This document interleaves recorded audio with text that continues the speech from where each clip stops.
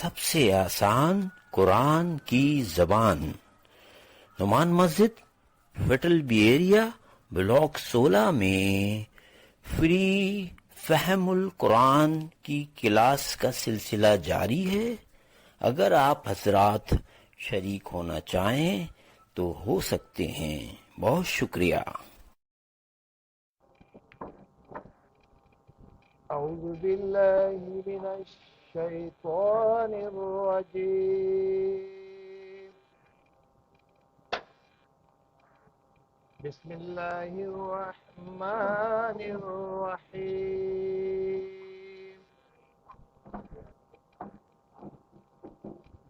وَيُنذِرَ الَّذِينَ قَالُوا اتَّخَذَ اللَّهُ وَلَدًا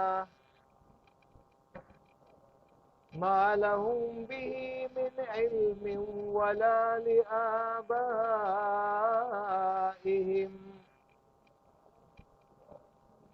كَبُرَتْ كَلِمَةً تَخْرُجُ مِنْ أَفْوَاهِهِمْ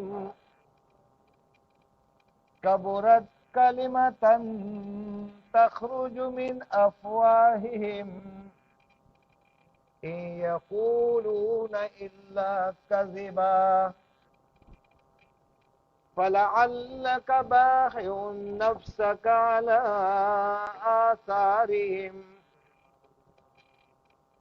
عَلَى آثَارِهِمْ إِنْ لَمْ يُؤْمِنُوا بِهَذَا الْحَدِيثِ أَسَفًا۔ صدق اللہ العظیم۔ رب اشرح لی صدری ویسر لی امری واحلل عقدۃ من لسانی یفقہوا قولی۔ السلام علیکم ورحمۃ اللہ وبرکاتہ۔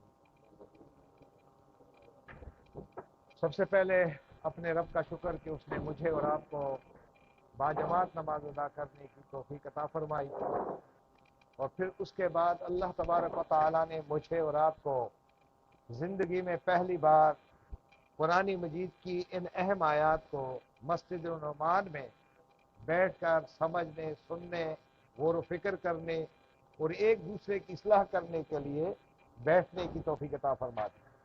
یہ اس رب کا کمال ہے، اس میں ہمارا کوئی کمال نہیں ہے، کوئی طاقت نہیں ہے، بس یہ اس کی توفیق سے ممکن ہے۔ ابھی میں قادری صاحب سے کہہ رہا تھا کہ ان لوگوں کی منتیں کریں، ان کے داڑھیوں کو ہاتھ لگا دیں، ان کے پیروں پہ ہاتھ رکھیں کہ خدا کے واسطے قرآن کی طرف آ جاؤ۔ اس کلام کے بغیر میری اور آپ کی زندگی بیکار ہے، ہم خواہ کی زندگی گزار رہے ہیں۔ اگر اس قرآن کے مطابق زندگی ہوگی تو دنیا اور آخرت کی کامیابی ہے، اگر اس قرآن کے مطابق نہیں ہے تو ہم اپنے آپ کو خواہ کی امیدیں اور خواہ خوش فہمیوں میں مبتلا رہیں گے۔ اس لیے اس قرآن کا سمجھنا میرے لیے اور آپ کے لیے فرض عین ہے۔ جس طرح نماز فرض ہے، قرآن مجید کا سمجھنا بھی فرض ہے۔ تو آج ہم کوشش کریں گے، ایک ایک لفظ پہ غور کریں گے تاکہ ہمارے دل و دماغ میں اتر جائے، اور اترنے کے بعد پھر ہم اپنے گھر والوں کے سامنے یہ پیغام سنانے کی ہمت اور جرأت کرنے کے قابل ہو جائے۔ نبی اکرم صلی اللہ علیہ وسلم نے یہ پیغام مشرکین کے سامنے اور کافروں کے سامنے کس طرح یہ دعوت رکھی ہے، یہ پیغام رکھا تھا، آج ہم مسلمانوں کے سامنے کھڑے ہو کر قرآن کو بیان کر رہے ہیں۔ عجیب بات ہے کہ قرآن مجید تو سب کو آنا چاہیے، لیکن پھر بھی جب ہم دیکھتے ہیں کوئی کہتا ہے مجھے ناظرہ نہیں آتا، مجھے ریڈنگ نہیں آتی ہے، تلفظ کی ادائیگی غلط کر رہا ہوں، پھر میری عمر زیادہ ہو گئی ہے، اب کون پڑھے گا، اس طرح کے بے بہانے کر کے تو اللہ کو تو دھوکہ نہیں دیا جا سکتا، اپنے آپ کو ہم دھوکہ دے رہے ہیں۔ تو جس رب نے مجھے اور آپ کو بٹھایا ہے، آپ نے وقت دینا ہے، اور لفظ کو ہم بریک کریں گے، اردو کی طرف لانے کی کوشش کریں گے۔ اور قادری صاحب ہمارے درمیان تشریف فرما ہے، جہاں گرامر میں کوئی ضرورت پیش آئے گی تو ہم سوال کریں گے ان سے۔ تو آئیے دیکھتے ہیں الکہف کو۔ الکہف کا پہلی مرتبہ میں نے بتایا تھا کہ الکاف کی جمع ہے کہف، کی جمع کیا ہے؟ کہوف ہے۔ کیا ہے؟ کہوف۔ اور اس کو ہم غار کہتے ہیں۔ لیکن عربی میں غار کو غاری کہتے ہیں، غار کو غار کہتے ہیں۔ کہف وہ غار ہے جو پہاڑوں کے اندر ہو اور اس کی ایک طرف سے روشنی آتی ہو اور دوسری طرف سے بھی روشنی جاتی ہو، تو اس طرح کی جگہ کو غار کو کیا کہتے ہیں؟ کہف۔ جو سورج طلوع ہو جائے تو کرنے لگے، اور جو سورج غروب ہو جائے تو پھر بھی اس کی کرنیں وہاں لگے، ایسی جگہ کو غار کو کہف کہتے ہیں۔ اچھا، جو زمین کے اندر ہو اس طرح تو اس غار کو غاری کہتے ہیں، نیچے۔ اب اگر آپ دیکھیں گے تو نبی اکرم صلی اللہ علیہ وسلم اسی غار میں گئے تھے، غار ثور، اور پھر کہا اس غار کے اندر کہا اذ ہما فی الغار، جب وہ غار میں دو تھے اور وہ کیا کہتے ہیں؟ اذ یقول لصاحبہ لا تحزن ان اللہ معنا، کہ بھائی غم نہ کرو، اس غار میں اور کوئی نہیں ہے، اللہ ہمارے ساتھ ہے۔ اور غار حرا میں نبوت سے پہلے جایا کرتے تھے۔ کیوں جاتے تھے؟ تاکہ وہاں جا کر غور کرے، فکر کرے، سوچیں۔ اور غار ایک ایسی جگہ ہوتی ہے نا جہاں بالکل سنسان، نہ ادھر سے آواز نہ ادھر سے آواز، بس آپ سمجھے کہ بس میں ایک سنسان جگہ پہ جا کر کے وہاں بہت پلاننگ آدمی کرتا ہے، غور کرتا ہے، فکر کرتا ہے۔ وہ لوگ جو دنیا کے معاملات میں اپنے آپ کو زیادہ الجھائے نہیں، دنیا سے دل نہ لگائے، بس وہ جا کر پھر سوچتے ہیں، غور کرتے ہیں۔ نبی اکرم صلی اللہ علیہ وسلم غار حرا میں کتنے عرصے تک جاتے رہے اور وہاں سوچتے رہے کہ مکہ کی سرزمین پر بسنے والے لوگ تو اپنی بیٹیوں کو زندہ درگور کرنے والے لوگ ہیں، لوٹ مار، ظلم، قتل، اور ایک دوسرے کے ساتھ تشدد، ایک دوسرے کے ساتھ خلاف لڑائیاں، اور یہ ساری ان کے اندر موجود تھی۔ تو نبی صلی اللہ علیہ وسلم فرمایا کہ ان کو میں کیسے صحیح کروں گا؟ سوچنے لگے تو اللہ تبارک و تعالیٰ نے فرمایا کہ تعلیم کے بغیر ان کو صحیح کرنا ممکن ہی نہیں ہے۔ اس لیے کہا اقرا بسم ربک الذی خلق، کہ اب کیا کرو؟ اس تعلیم کو عام کرو، خود سمجھو اور دوسروں کو سمجھاؤ۔ جب علم آ جائے گا، اور علم کے ساتھ اگر وحی کا علم نہیں ہوگا تو پھر بھی نہیں سمجھ سکیں گے، تو وحی کے علم کے تابع ہو کر کے یہ لوگ صحیح ہو جائیں گے۔ اور پھر وہ معاشرہ کیا ہو گیا کہ وہ معاشرہ جو اپنی بیٹیوں کو زندہ درگور کرنے والا تھا، ان کو بشارت دی گئی کہ جس کے گھر میں دو بیٹیاں ہیں اور اب باپ اس کو بلوغت تک تربیت دے گا اور بلوغت تک پہنچائے گا، اگر اس کی تربیت صحیح نیج پہ ہو گئی ہے تو کل قیامت کے دن وہ باپ میرے ساتھ اس طرح کھڑا رہے گا جس طرح یہ دو انگلیاں ایک ساتھ کھڑی ہے۔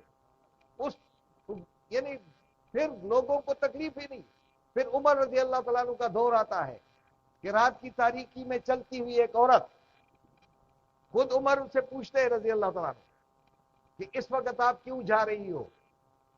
تو کہنے لگی کہ کیا عمر مر گیا ہے جو مجھ سے پوچھا جا رہا ہے کہ تم کہاں جا رہی ہو؟ انہوں نے کہا جی میں کیا سوال کر رہا ہوں، جواب کیا دے رہی ہو؟ انہوں نے کہا میں پھر کہوں گی کہ عمر تو مر گیا ہوگا یا تو عمر پوچھنے والا ہوگا۔ انہوں نے کہا یہ کس طرح بات کرتی ہے؟ انہوں نے کہا کہ نبی اکرم صلی اللہ علیہ وسلم نے فرمایا تھا کہ ایک دور آئے گا کہ اسلامی حکومت ہوگی، قرآن کا نظام نافذ ہوگا، اور اس حکومت کی وسعت اتنی زیادہ ہوگی کہ اس پر سورج غروب نہیں ہوگا، اتنی بڑی سلطنت ہوگی۔ لیکن رات کو خضر موت، سنا سے خضر موت تک ایک عورت سفر کرے گی اور اس کو کسی کا خوف اور ڈر نہیں ہوگا۔ تو کیا اگر وہ دور ہے تو وہ میں جا رہی ہوں؟ تو نبی عمر فاروق رضی اللہ سجدے میں پڑ گئے تھے کہ اللہ تیرا شکر ہے کہ میرے دور حکومت میں نبی صلی اللہ علیہ وسلم کی پیشن گوئی صحیح ثابت ہو گئی ہے۔ تو یہ نظام جب آئے گا، یہ نظام تب آئے گا جب ہم قرآن کو سمجھ تو جائیں۔ جب تک سمجھیں گے نہیں تو اب انقلاب انقلاب ایسے ہی نعرے لگا رہے ہو۔ پہلے اس قرآن کو سمجھو، دل میں اتارو، پھر انقلاب کے نعرے لگاؤ۔ انقلاب پھر خود آئے گا جب میرے اور آپ کا دل قرآن کے لیے کیا ہو جائے؟ پاک ہو جائے۔ آئیے دیکھتے ہیں ترجمے کو، ان نوجوانوں کا کیا واقعہ ہوا ہے، کہف کے اندر کیوں گئے۔ وہاں بھی معاشرہ ایسے ہی تھا، انہوں نے عیسیٰ علیہ السلام کو اللہ کا بیٹا بنا لیا، اور عیسیٰ علیہ السلام کے سامنے سجدہ کرنے لگ گئے, اسی سے مانگنے لگے کہ اللہ کا بیٹا ہے, اسی سے مانگو.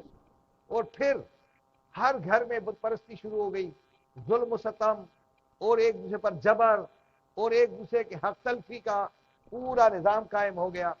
تو ان لوگوں نے کھڑے ہو کر کے اس نظام کے خلاف بغاوت کی ہے. اللہ تبارک و تعالی نے ان کو کس طریقے سے اس غار کے اندر رکھا ہے اور ان کی دعا کو کیسے قبول کی ہے, آج کے بعد انشاءاللہ ہم پڑھیں گے. اب دیکھیں غور سے, وَيُنذِرَ, اور خبردار کر دو. اب دیکھیں وَيُنذِرَ, اور ڈرا دو.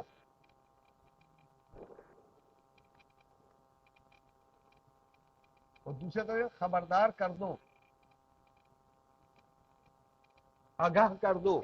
یہ نظر سے, نظر جو نظر و نیازم کرتے ہیں نا, نظر اس لیے مانتے ہیں تاکہ آنے والی آفت سے ہم بچ جائیں. اور بچاؤ الذین, ان لوگوں کو,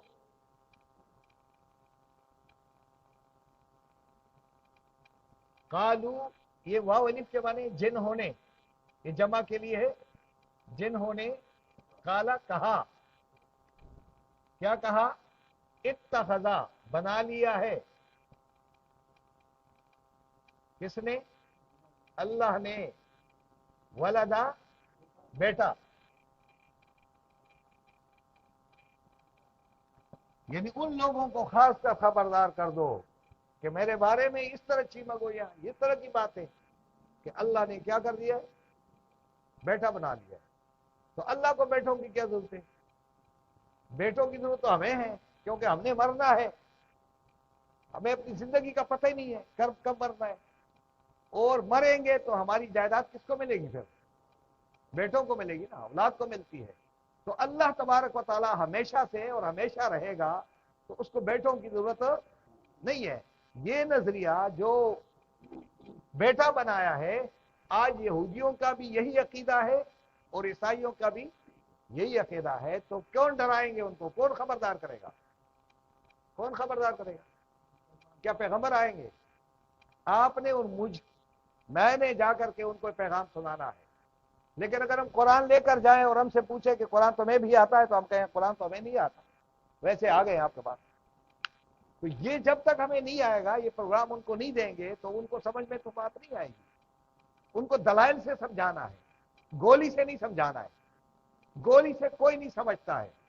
اس لیے کل وہ پروگرام وہ کیا ہوا کہ جیل میں جس نے قرآن کی بے حرمتی کی ہے یا کیا کیا, انہیں جا کر کے اس آدمی کو پکڑ کر کے اس کو کیا کر دیا, آگ لگا دی. وہ آپ کیوں آگ لگا رہے ہو؟ عدالت موجود ہے, سب کچھ موجود ہے, آپ جا کر اسے ڈائلاگ تو کرو, ان کو دعوت پہنچاؤ, ہو سکتا ہے وہ سمجھ آ جائے. نبی اکرم صلی اللہ علیہ وسلم نے تو کسی کو آگ نہیں لگائی ہے, کسی کو قتل نہیں کیا ہے. آپ کیوں قتل کر رہے ہیں؟ کیوں مار رہے ہو؟ کیوں اس کو جا کر کے جلا رہے ہیں؟ تو اللہ فرماتے ہیں کہ ان لوگوں کو خبردار کر دو جنہوں نے یہ دعویٰ کیا ہے. کیا ہے؟ اللہ نے بیٹا بنایا. اب ما لہم, اب اللہ فرماتے ہیں ما لہم, نہیں ہے, لہم, ان کو, بھی, اس کا, من علم, کوئی علم, ان کے پاس اس کا کوئی علم نہیں ہے. بس بات ہو گئی, کس نے کہا؟ بزرگوں نے کہا ہے. ہمیشہ یہی ہوتا ہے, ہم اس لیے کرتے ہیں ہمارے بزرگوں نے کہا ہے. وہ بزرگ اگر غلط تھے تو آپ وہ غلط کریں گے. یہ بھی یہی بہانہ لگا رہے ہیں. وَلَا لِآبَائِهِمْ, اور نہ ہی لِآبَا, لے کے معنی کو, آبا کے معنی ابا و اجدا, ابا و اجدا, اور ہم کے معنی, ہم کے معنی ان کے. نہ ان کے ابا و اجدا کو یہ پتا تھا اور نہ ان کو اس بات کا علم ہے. یہ بیٹھ جاؤ, کیا بیٹھا, کرسی دے دے بیٹا. کبرت, کبرت کے معنی کبیر سے کبر, بڑی بات ہے, بڑی, یعنی بڑی ہے بات.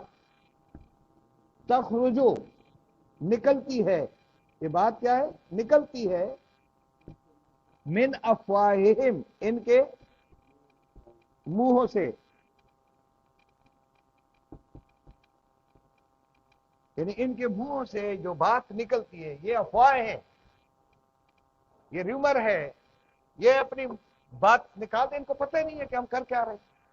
جس طرح کوئی یہاں پہ بھی کوئی ہنگامہ ہو جائے کہ بھائی فلاں جگہ جناب فلاں لوگوں نے حملہ کیا ہے، تو وہ بغیر تحقیق کے، اور کوئی کہے کہ تمہارے کان کتا لے گیا، تو ہم بھی اس طرح کرتے کتے کے پیچھے بھاگتے، اپنے کانوں کو نہیں دیکھتے کہ کان ہمارے لگے ہوئے۔ تو اس طرح جو بلائنڈ فیتھ کرنے والے لوگ ہیں ان کے بارے میں کہا کہ تو بہت بڑی بات ہے جو یہ منہ سے نکالتے ہیں کہ اللہ تعالیٰ نے بیٹا بنایا۔ اللہ کے یہ اس سے بڑی توہین کیا ہے؟ مجھے بتاؤ ذرا، توہین ہے یا نہیں ہے؟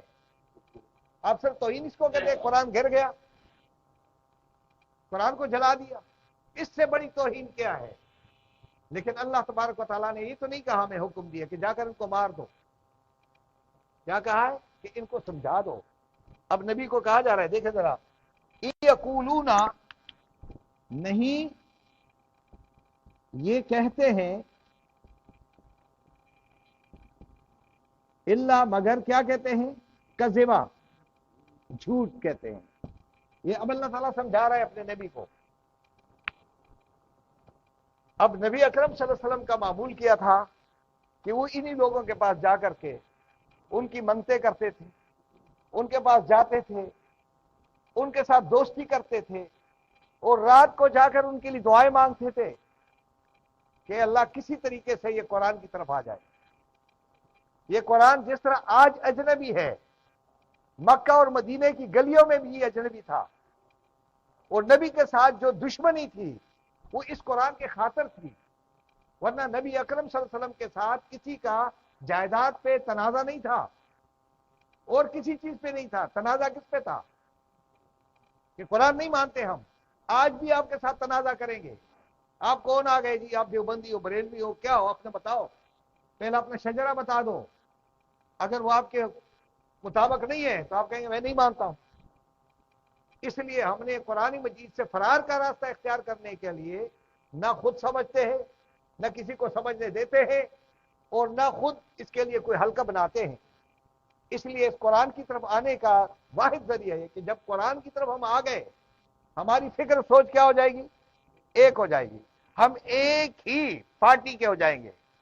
جب ہم ایک ہی جگہ ہو جائیں گے اور ہم ایک امت بن جائیں اور ہمارے اندر الفت محبت پیدا ہو جائے، تو پھر ساری جماعتیں کیا ہو جائیں گی؟ دھڑام سے گر جائیں گی۔ اس لیے یہ لوگ قرآن کی طرف آتے نہیں ہیں مسجدوں میں۔ یہ میں بات کیوں کہہ رہا ہوں؟ اس لیے کہ مسجد قرآن سے غیر آباد ہیں، کیونکہ میں نے کسی مسجد میں قرآن کا سرکل ہلکل نہیں دیکھا۔ جب ہلکا نہیں ہوگا تو قرآن کس طرح سمجھ میں آئے گا؟ تو ہم نے بورڈ پہ اس لیے لگا دیا کہ ہم سمجھ جائیں کہ نبی اکرم صلی اللہ علیہ وسلم کا مشن تو یہ، ہم اس مشن سے کیسے دور ہو گئے ہیں۔ اب اللہ تبارک و تعالیٰ اپنے نبی کو کیا پیغام دے رہا ہے اس کے مقابلے میں، کہ کس طرح محنت کی ہے، کس طرح طائف کی گلیوں میں لہوان ہو گئے، احد کے میدان میں دندان مبارک شہید کروائے، اپنے چچا کو کہ لاش کے ٹکڑے دیکھ کر کے وہاں جا کر کے دیکھتے رہے، اور اس پیغام کو کہ یہ اللہ کا پیغام لوگوں تک کس طرح پہنچ جائے۔ اور تو کوئی جھگڑا نہیں تھا، نا زمین پہ نہیں تھا جھگڑا اسی پہ تھا۔ تو اللہ تبارک و تعالیٰ فَلَعَلَّكَ، بس اے نبی، لعل شاید، کا کے معنی تم، اے نبی شاید تم، باخعن گواہ دینے والے ہو،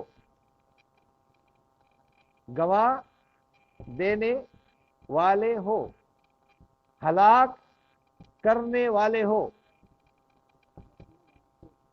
نفس کا، اپنی جان کو، اپنے آپ کو، اپنی نفس کو۔ باخعن کے معنی ہلاک کرنے والے ہو، گواہ دینے والے ہو، جان سے جانے والے ہو۔ کیوں جانے؟ اعلی آثارہم، ان کے پیچھے، ان لوگوں کے پیچھے۔ اعلی کے معنی پر، آثار کے معنی اثرات سے، آثار اردو میں ہم کہتے ہیں آثار قدیمہ، رہنے والے، پیچھے، تو اس کا معنی پیچھے، اور ہم کے معنی ان کے پیچھے اے نبی آپ تو اپنی جان گوا دیں گے۔ آپ اتنی زیادہ رات رو رہے ہو، ان کے لیے دعائیں مانگ رہے ہو, کیا کچھ نہیں کرتے ہو؟ یعنی اپنے کھانے کا خیال نہیں ہے, اب کسی اور چیز کا خیال نہیں ہے, بس آیت اتری اور نبی صلی اللہ علیہ وسلم دوڑ پڑے کہ لوگوں تک یہ پیغام پہنچا دو. آج پورا قرآن آیا ہے, میرے اور آپ کے ذہن میں یہ بات نہیں آ رہی ہے کہ یہ پیغام لوگوں تک پہنچانا ہے. اور پھر نبی اکرم صلی اللہ علیہ وسلم فرمایا کہ بلغوا انی ولو آیا, ایک آیت بھی سمجھ میں آ جائے اس کو کیا کرو. یہ کس کا فرمان ہے؟ نبی کا فرمان. تو نبی کے فرمان پہ تو جان نچھاور کرنی چاہیے, لوگوں کو جلانا نہیں چاہیے. جرت تو ہمارے اندر یہ نہیں ہے کہ ہم لوگوں تک اللہ کا پیغام پہنچا دیں, بس ہم یہ کام کریں کہ لوگوں کو جلا دو, لوگوں کو قتل کر دو, لوگوں کو سب ہستی سے مٹا دو. یہ اجازت آپ کو اور ہمیں کس نے دی ہے؟ یہ اس لیے ہم کر رہے ہیں کہ ہم قرآن سے نابلد ہیں. تو نبی اکرم صلی اللہ علیہ وسلم نے کسی کے اوپر ہاتھ اٹھایا ہے؟ قرآن کے لیے اٹھایا ہے؟ نہیں, بلکہ ہر ایک کے پاس گئے. اور دیکھیں اللہ فرماتے ہیں یہاں پہ کہ نبی صلی اللہ علیہ وسلم آپ تو ان کے پیچھے اپنی جان گوا دینے والے ہو, ان لم یؤمنوا, کہ نہیں یہ ایمان لاتے, بہذا معنی اس حدیث, حدیث کس کو کہا ہے؟ قرآن. اس قرآن پر, حدیث میں بیان, یہ جو قرآن کا بیان ہے اس کے اوپر ایمان نہیں لاتے ہیں. تو قرآن سب سے احسن الحدیث کیا ہے؟ قرآن ہے. تو کہا کہ اسفا, آپ کیوں اپنی جان کو ہلاک کرنے والے ہیں؟ ادھر دیکھیں, یعنی غم کے مارے. اسف, اسف کے میں افسوس کو کہتے ہیں, افسوس, تاسف, غم کے مارے. اے نبی صلی اللہ علیہ وسلم, آپ ان لوگوں کے پیچھے اپنی جان گوا دینے والے ہو, بس آپ کا کام کیا ہے؟ انما انت مذکر, آپ تو صرف میرا پیغام پہنچانے والے ہیں. لست علیہم بمسیطر, آپ ان کے اوپر زبردستی کرنے والے. الا من تولا وکفر, میرا پیغام پہنچانے کے بعد اگر کوئی کفر کرے, منہ موڑے, تو یہ ذمہ داری اب آپ کے اوپر نہیں ہے. اللہ نے کتنا آسان کر دیا آپ کے لیے. میرا اور آپ کا کام کیا ہے؟ لوگوں تک اللہ کا پیغام پہنچانا ہے.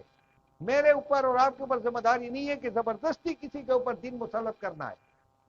زبردستی, لا اکراہ فی الدین, دین میں کوئی زبردستی نہیں ہے.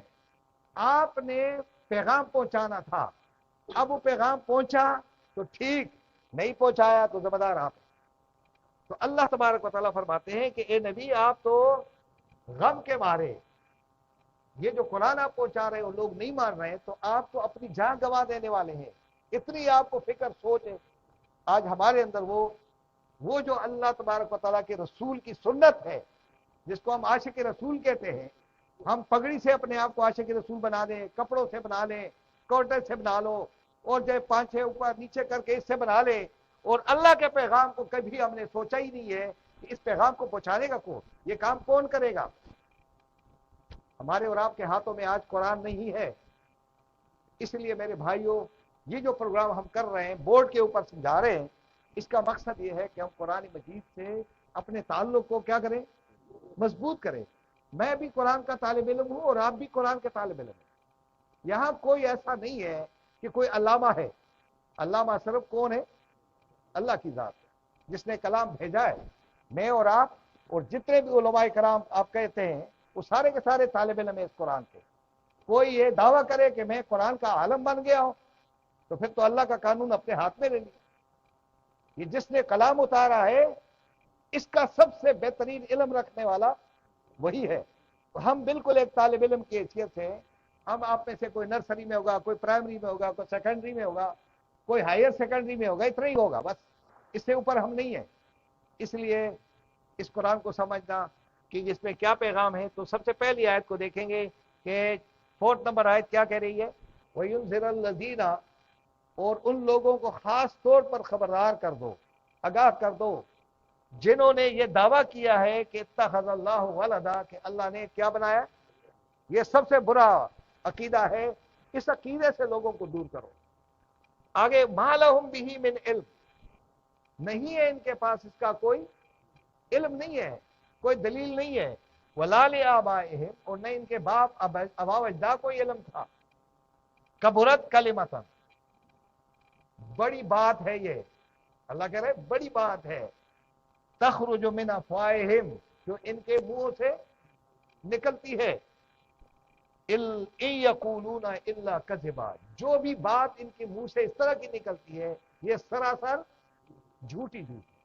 اب اللہ تبارک و تعالیٰ فرماتے ہیں کہ اے نبی آپ اس عقیدے کو، ان لوگوں کے عقیدے کو درست کرنے کے لیے، اس عقیدے کو سے لوگوں کو دور کرنے کے لیے، لا الہ الا اللہ پر کامزن کرنے کے لیے، قرآن کی طرف لانے کے لیے آپ جو محنت کر رہے ہیں میں دیکھ رہا ہوں، شب و روز آپ نے کیا ہوا ہے.